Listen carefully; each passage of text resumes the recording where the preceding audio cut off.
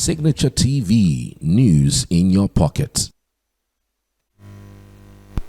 Welcome back. We're about to have a conversation for tonight. The first one, and our guest is in the studio. In February 2023, some innovations were launched and it became an exceptionally proficient natural language trained on a massive data set using a technique called supervised learning.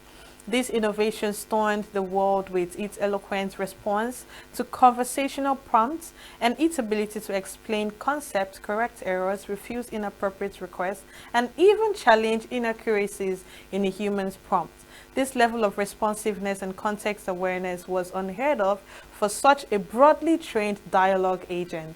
Recent advancements in AI and machine learning are transforming industries through innovations in generative AI, natural language processing, and deep learning, paving the way for more efficient and intelligent systems. Let's have the conversation on advancements in AI and machine learning. Our guest in the studio, Engineer Nzube Ndiokwelu, AI and blockchain expert. I know you're smiling because you're waiting. Don't worry, I had my practice.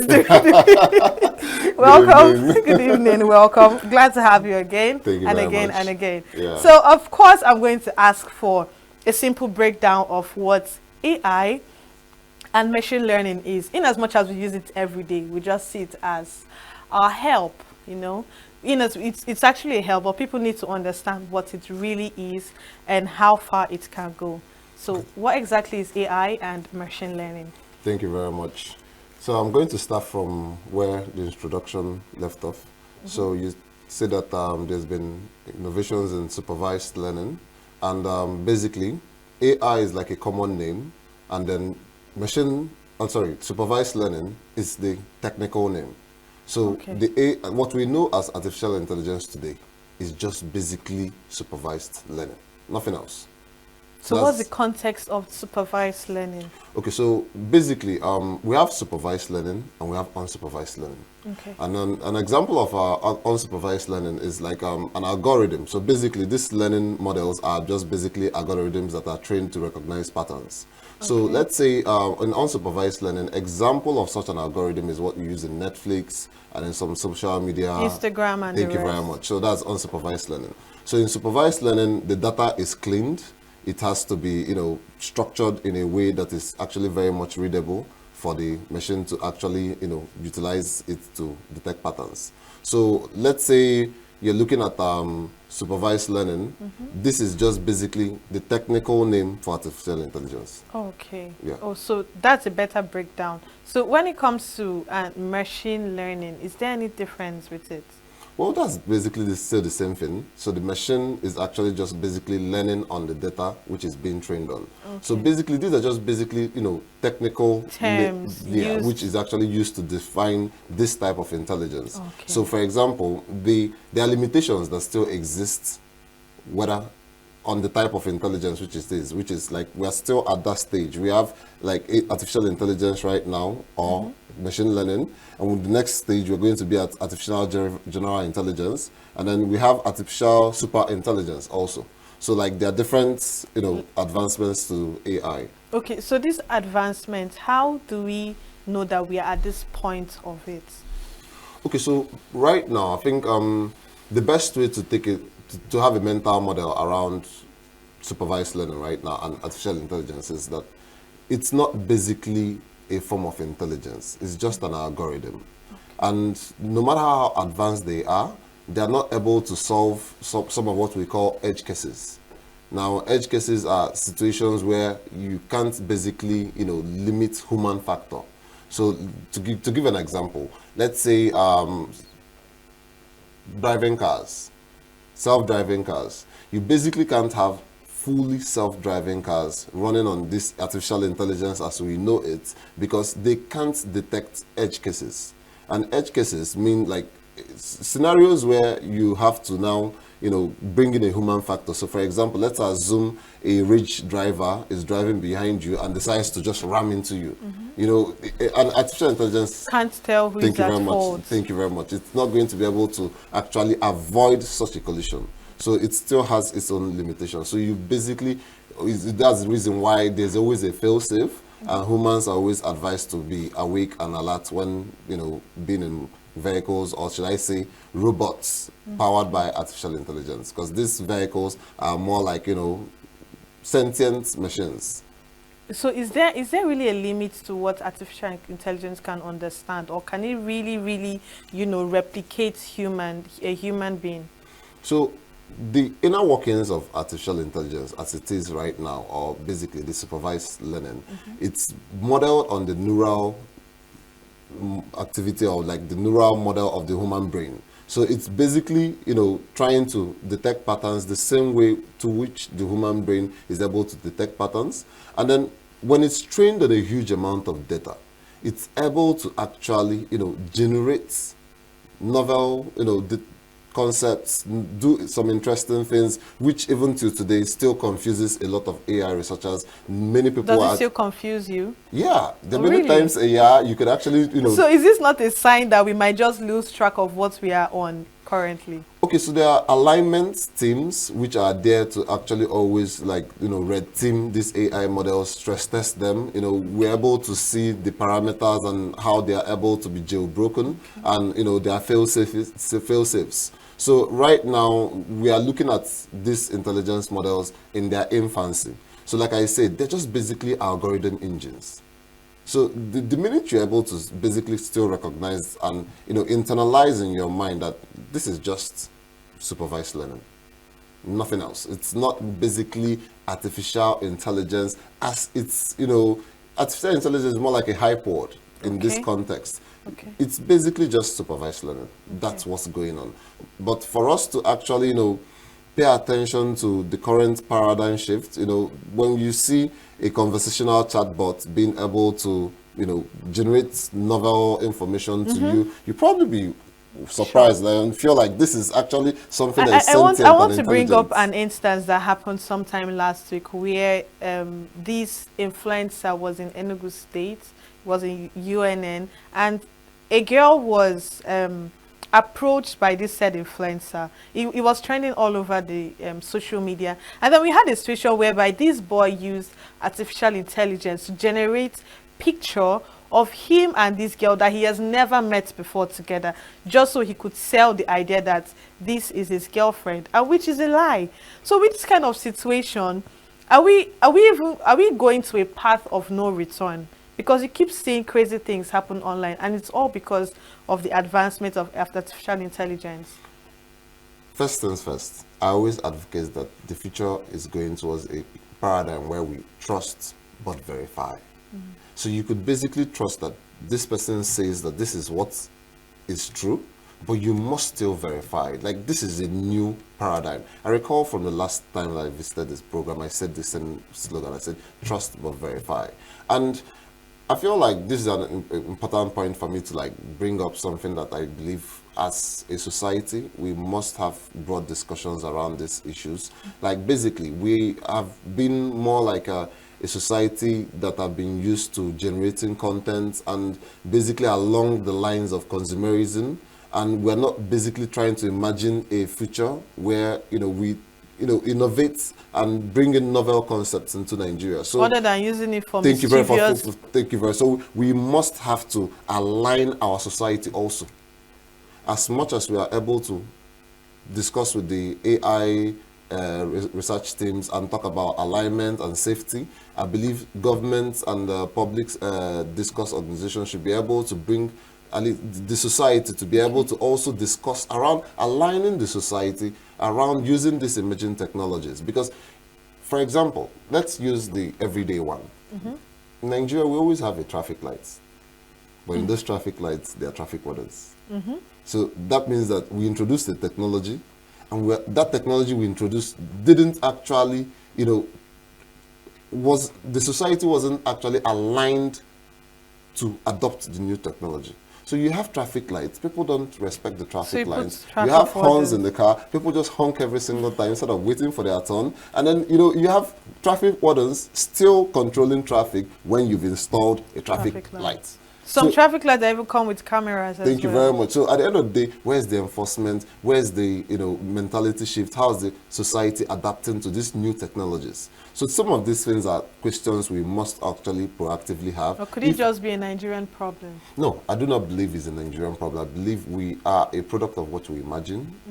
As much as the previous era to me is like you're a product of your environment. Right now, you're probably going to be a product of the future you imagine. So if we have the ability to create content, if we have the ability to, imagine a new world, let's imagine something really inspiring. Let's imagine something really radical. Let the new generations actually aspire to do incredible things, not just mediocre things. Because when we keep doing this, mischievous things, nobody's going to get inspired by this. You have the ability to conceptualize new worlds, do bioengineering, do a whole lot of robotics, and actually, introduce modern technologies into our society in a safe way. So these are some of the things I feel like we have to proactively discuss. With all this that you have said, I understand AI is there to make life easy for each and every one of us. But are we not trading autonomy and privacy for comfort, knowing that this is something that we use in our day-to-day activities? This is where blockchain actually solves this. I mean, not everybody is really conversant with blockchain, if you ask me. True, but like I always keep saying, these are emerging technologies. And emerging technologies actually take time before they flesh out. I mean, if you take a look in the blockchain ecosystem right now, those in the blockchain ecosystem are actually being bombarded or flooded with a whole lot of AI activities because the two technologies are now, colliding and merging into something that is going to now bring out agents running on the blockchain in a secured way, which we can now say, yes, this is secure, this is private, and this is actually what is going on in this AI model, and these prompts are what actually, this is where this instruction came from.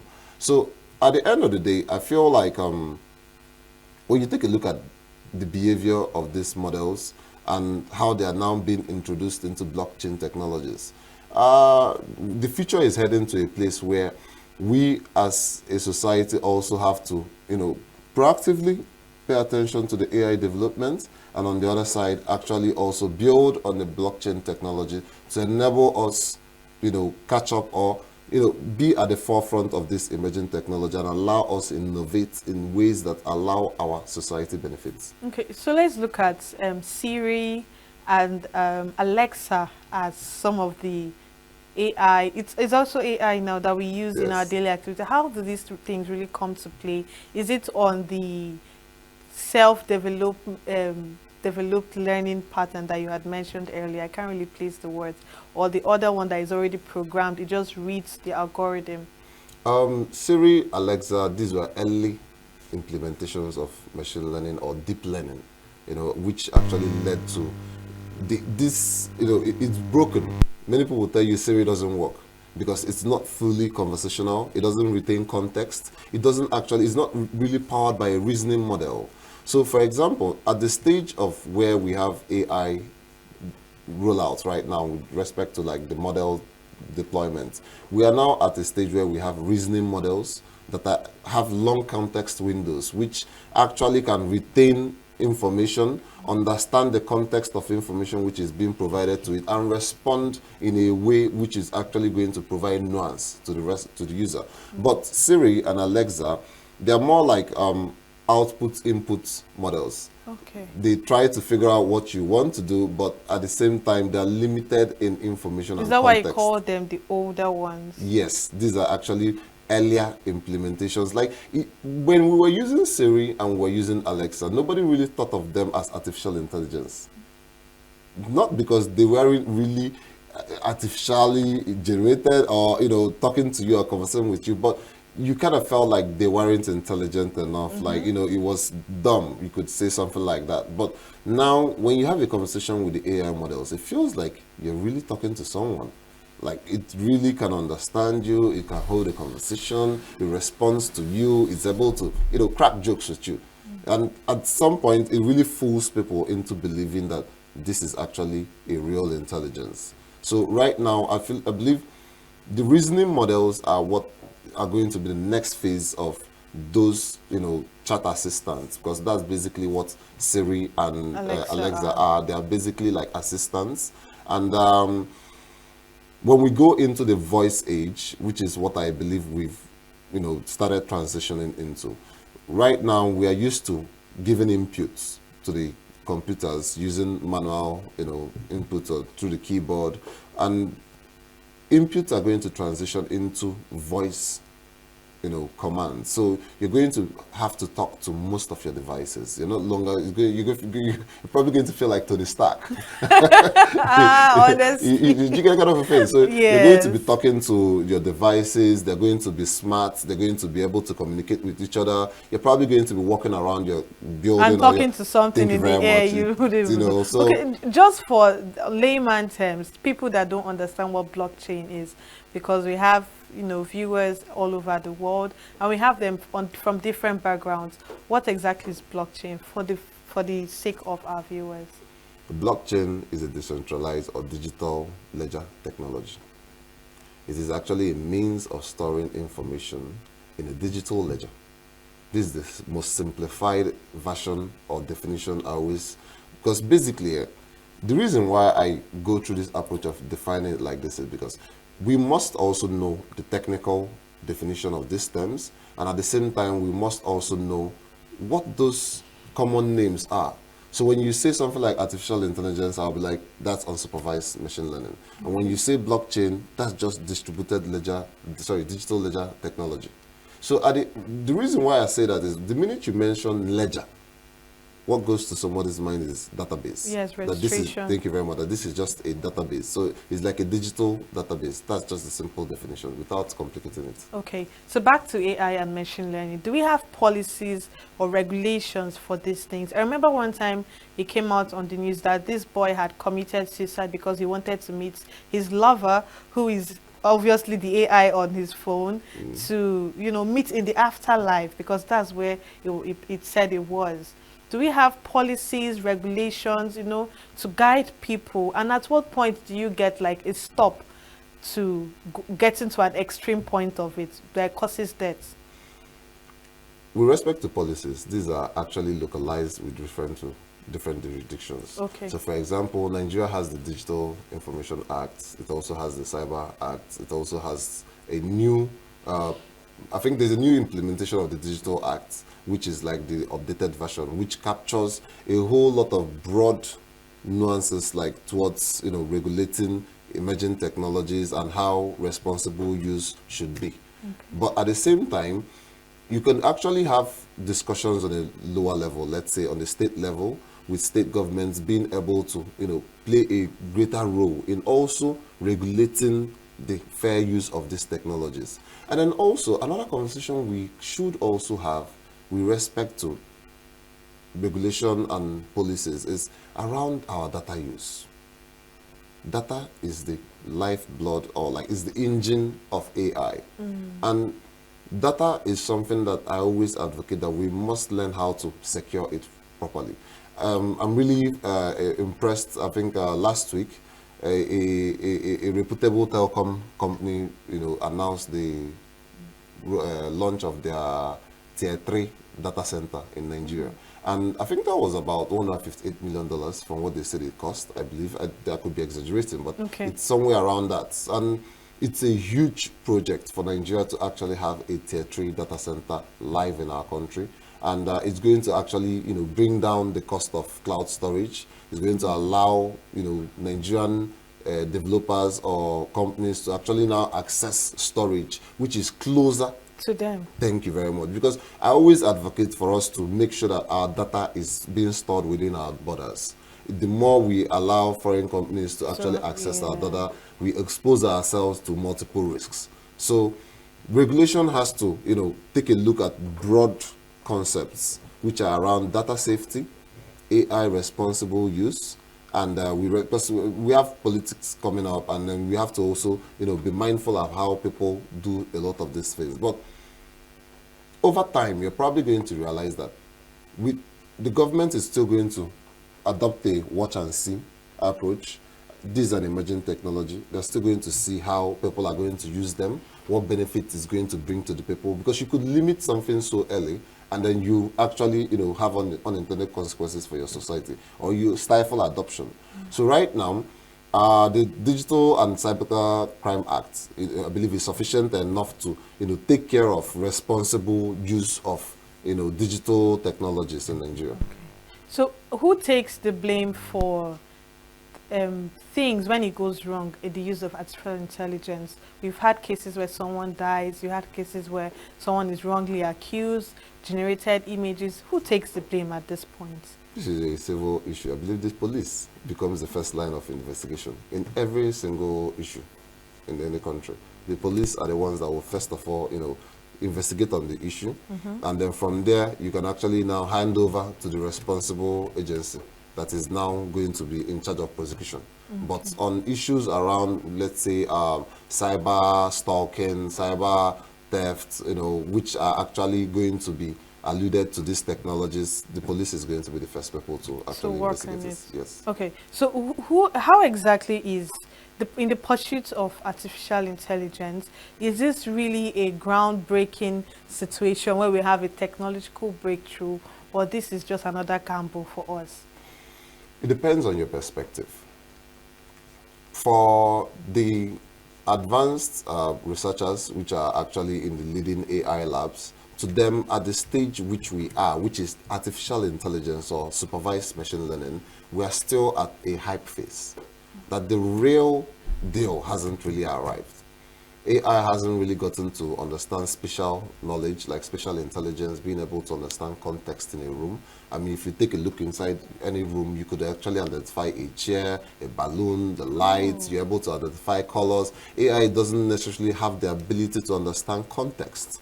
So at the end of the day, these technologies are going to improve as they develop and mature. So first of all, we had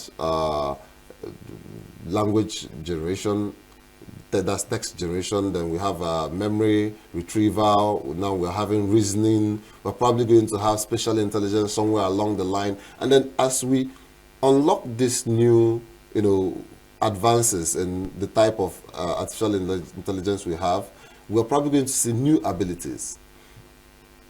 XAI is going to roll out their new AI models sometime this week. And then it's rumored that OpenAI, the leading AI research lab, is going to roll out their latest model, GPT-5, at the end of this month in July. So there's a heated competition going on among all the AI labs. So the pace of acceleration right now is really mind-blowing. Everybody should catch up then. Thank you very much. You might be saying you wish to regulate this, and something much more bigger comes in, and you're probably going to be wondering, what are the impacts of this to the society? How does the society adopt or adapt to this new technology and these new abilities? I mean, when you are able to access questions and then you realize that you have a PhD level person in your pockets. Everybody now has a personal assistant that's intelligent, so you basically can do more. And being able to do more, you're going to see people going to try nefarious activities, you're going to see people try creative activities. It's the reason why we have to have, the society as a whole, the public, the private sector come together to ensure that we promote responsible, fair use. We're able to inspire the next generation. We're able to imagine a future where these technologies integrate into our society in a way that actually becomes a net benefit. Because that's the first thing we have to really understand, that it has to be a net benefit. It has to work for us. It has to be something, because mankind has been playing a big relationship with energy. We've been, having this dual relationship around energy, and it's more like, if you go back to the early days where we had agriculture involves transfer of energy in a way. When after planting and harvesting, you have the farmer actually burn that piece of land to restore the nutrients on the soil, go to another place, plant there, and then come back again. Now you see, that time you're burning the soil, you're actually transferring energy. Okay. Now when we're using oil to actually power our engines, we're actually also transferring energy. Currently, right now, compute is now the new form of energy. Because you see, these data centers actually run on a huge amount of energy. I mean, like the US is taking a look at building extra nuclear power plants. China is adding the equivalent of a country's energy, requirements in a day currently. So, there's a huge battle going on the energy side. There's a huge battle going on the data side. And there's a huge battle going on the compute. So, these are things that we have to also take a look at this and say, how do we allow these technologies transform our society and not allow ourselves to be unwitting users of this technology, like the analogy I gave, which is like the traffic warden being introduced in a place where you have traffic lights. Because it's like redundancy. So if you have what's the essence of having the traffic lights? Thank you. So you spend money employing a traffic warden, you also spend money installing the traffic lights. So these redundancies are things that you can actually have when you do not sensitize the public on responsible and fair use of modern technologies. So what's going to be the fate of mankind? Because you keep saying that it's advancing. Yeah. What's going to be the fate of mankind? Mankind is going to flourish.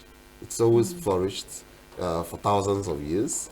And to today, right now, think of this. We still don't have a working understanding to explain the pyramids. And no matter how intelligent or advanced we believe we are right now, we still are not even as smart as those that existed in the past, because we should be able to at least figure out how was it built.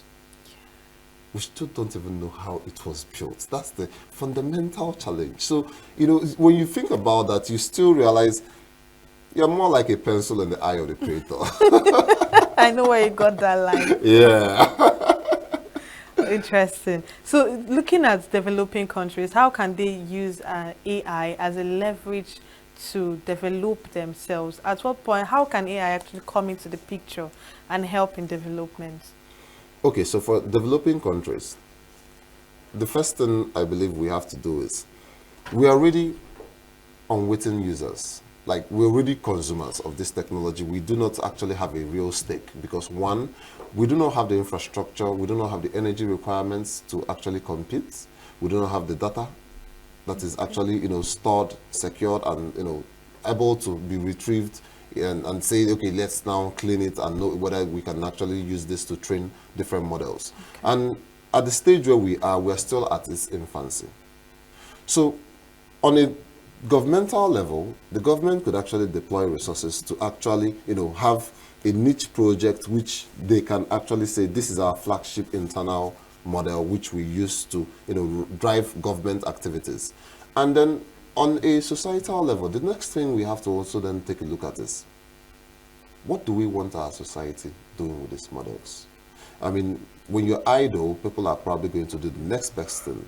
And if we take a critical look at our society, within the employment if you take a look at what the GDP of employment data of Enugu State is, agriculture, trading, services, and government, these are the major employers of labor in Enugu State.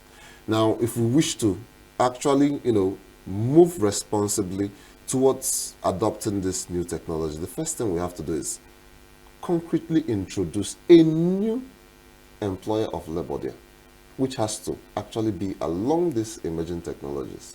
So that as we are actually then now using these technologies, we have those that are actually building and creating jobs on it. So we are going to have like an ecosystem emerging out of all this.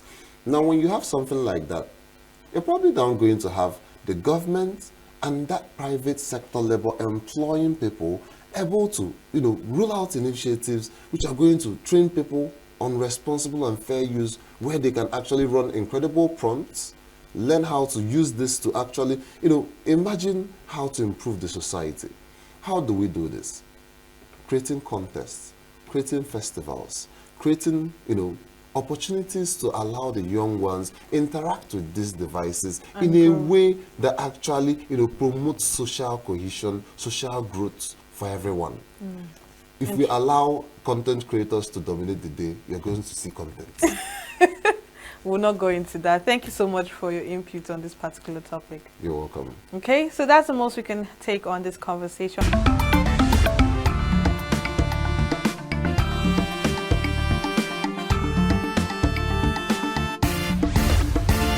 Signature TV, news in your pocket.